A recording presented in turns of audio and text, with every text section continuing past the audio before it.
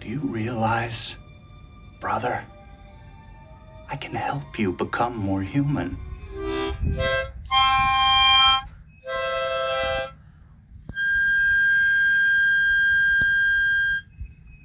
Picard. Greetings and welcome, one and all. We are gathered together once again this week to discuss Star Trek Picard Season 3, Episode 8, all the way almost up to the end of the series. I can't believe we've gotten there. This one is entitled Surrender.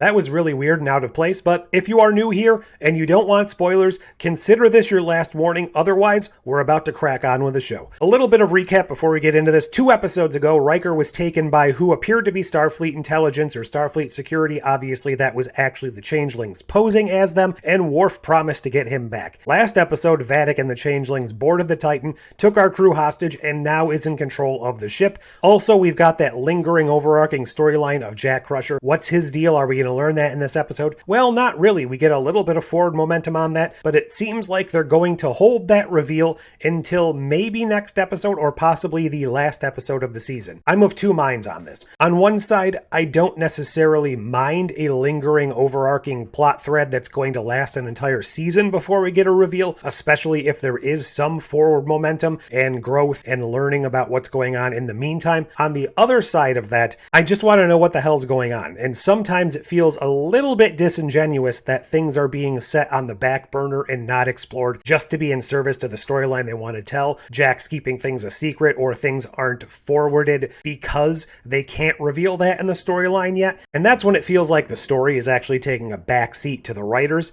It's not too bad in this series, especially compared to what we've gotten in Picard Season 1 and 2, so I don't want to ding it too much, and I have to imagine whatever the reveal is going to turn out to be, it can't be revealed too soon, otherwise it's going to blow everything off the hinges, and it's just going to be too hard to come back from. There's no going back once that reveal happens. So I will reserve judgment for that final destination. Other things we get in this episode: if you are big on character interaction, if you're big on seeing the original TNG crew and cast interact with each other, potentially in different ways than we've seen in the past, because one thing this show has done in spades is given our characters new motivations, a new status quo, a new place in the universe, but not necessarily unearned ones, or not necessarily ones that feel forced. Like, not everyone's a Starfleet captain, not everyone stayed in Starfleet, not everyone stayed in touch. And while I think a lot of people were upset because you want to imagine our characters going off into the sunset, staying best friends, hanging out every weekend, that's just not necessarily the way life works. And especially on a show this far in the future, when we've had other shows kind of come in and change the course of Star Trek history in the meantime, you can't really expect this thrown together family that was together for 7 years on TNG and then however long they were together in the movies before splitting up. So let's just say they were together 10 years. That's a lot of a lifetime. But think about this in your own life. If your work experience or school experience, how many of those people that you dormed with for years are you still seeing on a regular basis? It's got to be the same type of thing, so I don't mind that. And to have them finally all come back together, still jump back into those old roles, those old friendships, those old feelings, if there was something holding them back, if there was something getting in the way for all of these years, that kind of melted away once they're in a room together, and they felt like the family coming back together that we needed. I know I'm jumping to the end of the episode to discuss this, but it felt like the culmination of everything we've had at this point, what we've been waiting for, and it took a while to get there because there were roadblocks, there were certain characters splitting off here and there, and I do want to touch on the fact that the data and lore stuff in this episode, well, it felt a little bit contrived. I don't mind that whatsoever. It was emotionally resonant, it made sense for the characters. They had to get Data back in some way because he had obviously been killed off, and the way they did it was both clever enough to work, and it gave some resolution to another lingering plot thread of lore, who necessarily we didn't need closure on, but I personally like that closure, and I like the way that they integrated all of that in the end. We get to learn here a little bit more about how Jack's powers work as well. We did get a bit more with the actual Titan crew here on the bridge after Vadic took them all hostage, and that was a fun watch. That was fun getting to know a little bit more about these characters, even though it didn't end well for at least one of them. There was a lot of heart and a lot of humor in this episode. I very much enjoyed the Riker and Troy conversation while they were being held by Vadic. We got to learn a lot more about the Riker and Troy drama after Thad died, and this was fascinating because it wasn't a one-sided Riker problem. Deanna used her empathic abilities to kind of tamp down his emotions, to kind of overlay his grief with nothing, and that was kind of the basis of their friction there. She should have known this as a counselor. You can't skip to the end of grief. You need to work through it. You need to learn that on your own. So it seems like they've both come out on the other side now,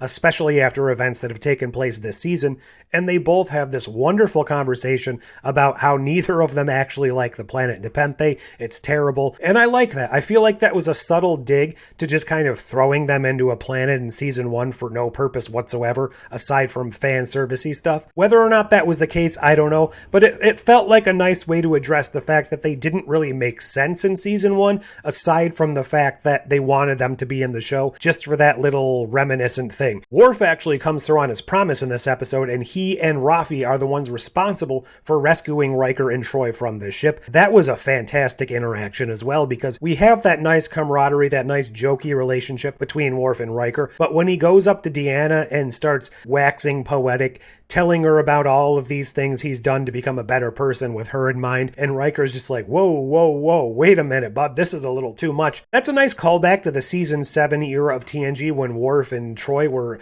inexplicably in a romantic relationship for God knows why. Also, we had another continued running joke here with Geordi and Picard about Picard's terrible wine. And I don't know why, I really like this joke. So the way that Geordi proves that Picard is not actually a changeling is by asking Picard his gift for his anniversary 6 years ago or something like that. And the gift turned out to be a wine that Geordi thought was too dry, and Picard says, because you have pedestrian taste in wine, or something along those lines. I really like that running joke about Picard's wine being so unliked by all of his friends from the original TNG crew. It must be liked by someone on Earth and out in the cosmos, but just the fact that most of his friends, the TNG crew, all seem to dislike the wine. I don't know why, I just find that a very amusing running joke. We get a little bit more with Seven and Shaw here, not too much, and I do like their little interplay here, because Shaw has gotten the crap beaten out of him several times over the course of the show. He's still trying to remain rigidly that captain that the ship needs. He's still not willing to call Seven by her real name. He calls her Commander Hansen.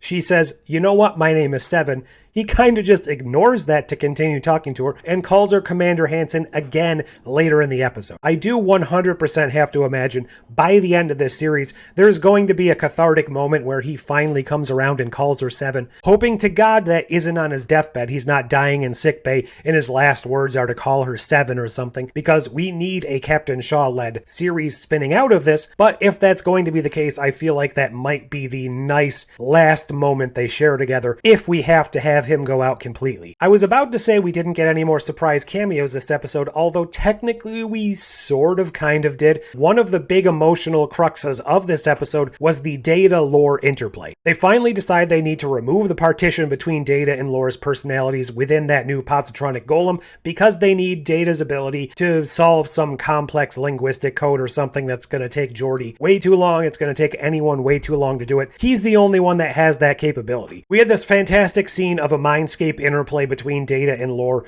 Always fun to see that. Always fun to see Brent Spiner playing these two versions of the character kind of right next to each other, off of each other. So it was nice to see Lore kind of throwing out the barbs at Data, and Data was just coming back at him with some of his precious memories, and it seems like all is lost. Lore has supplanted Data. He's taking 100% control of the body. Data is gone. We get to see the reaction, especially on Geordi's face. That's the relationship that matters. That's the emotional focal point of this story. And then we find out that actually Data took the other approach. While Lore was trying to maliciously take out his competition to become the number one priority, Data actually implanted all of his learnings, all of his emotional growth from having friends, from having a place in the universe. By giving Lore all of his memories, they in essence allowed themselves to merge into the single being. They became the family in essence, that Lore always wanted. He always felt alone. He always felt unwanted. So this actually felt like a nice, touching way to give Lore everything he wanted. And now it seems like the personalities have actually merged into one being. Of course, with the memories of Lal, Soong,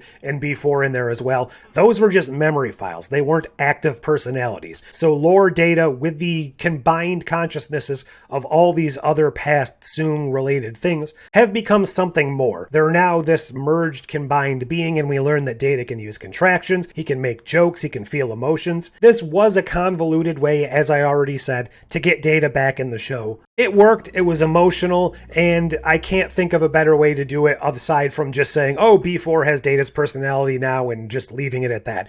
Picard says, well, the last time I saw you, you asked me to kill you. Data's like, whatever. I have no doubt that that version of me actually wanted to die, but this version of me, the real version of me, actually couldn't think of a better place to be right now than with all of my friends around this meeting room. And I like the fact that they actually gave the TNG crew the meeting room to themselves. Well, logically, it doesn't necessarily make sense that Shaw, Seven, any of the other command staff of the Titan wouldn't be there. Storyline-wise, emotional impact-wise, that was the way you needed to do that, to have all these characters have one last group meeting around a table together without any interaction from side characters. Regardless of the point of that, it was fun, it was wonderful, and that was a good way for this episode to kind of go out. Vadic also seemed to be defeated here. Now, I can just feel all the nitpickers out there saying, well, changelings can actually exist in space. We've seen that in DS9 when Lost turned into some giant space whale and he was flying through space. 100% true.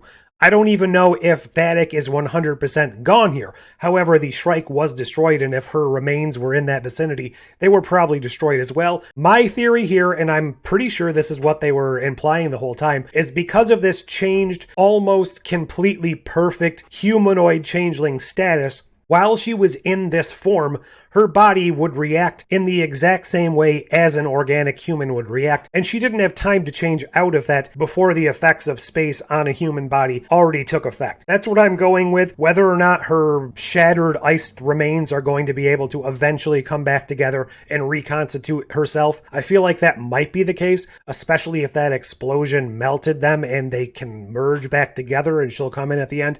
I feel like that might happen, but even if it doesn't, I feel like there was enough of an explanation to infer what happened here, and I'm not bothered by it whatsoever. The same when she was smoking on the bridge at the beginning. I can absolutely see right now people going out of their way to say, well, in Up the Long Ladder in TNG, it was established that force fields would automatically come down and starve the fire from oxygen at any time a fire was started on a starship. We've seen after that plenty of times. Neelix was cooking all the time. We see in all of the Discovery era shows, for some ungodly reason, they all have fireplaces on board the ships. Well, that makes absolutely no sense. There's clearly ways around that. Maybe the Titan didn't have that. Maybe the flame wasn't high enough. I don't know why I'm going out of my way to defend these points that I haven't even seen people complaining about. I just know when I was watching the show, in the back of my mind, I'm like, there's going to be hate videos about this one point going around. So I felt like, why not throw in those explanations here? I really liked seeing all the memories, I guess they would be member berries, inside Data's head. The Sherlock Holmes stuff. Spock came in for a cameo.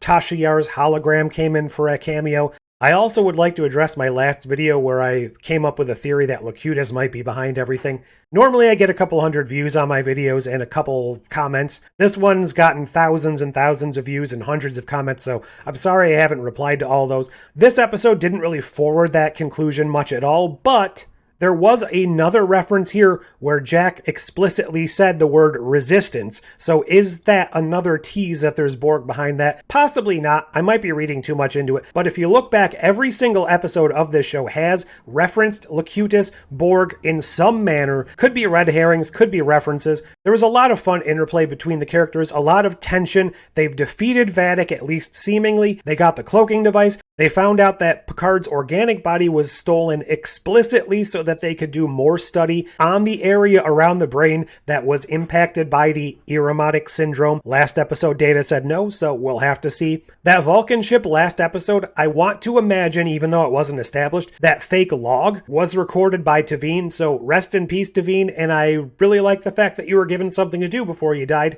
Whether or not we lose more main cast members, I don't know. But it's nice to see this moment where they're all back together. Can't wait to learn what happens with Jack. Can't wait to learn what the big mystery is behind this. And can't wait to learn if we're getting a spin-off show following this. One last thing I forgot to mention, Deanna and Jack in the final moments of the show finally sit down and they're going to go through that door in Jack's mind. Don't know what's going to happen with this, but I am very excited to see that they're actually utilizing Troy for something other than her normal statement of, "I sent something wrong, Captain." What are you thinking about this season? And especially, what did you think about this episode? Leave all your thoughts below, like, share, subscribe, ding the bell, do all those fancy things, but until next time. Have you ever seen a door? A door?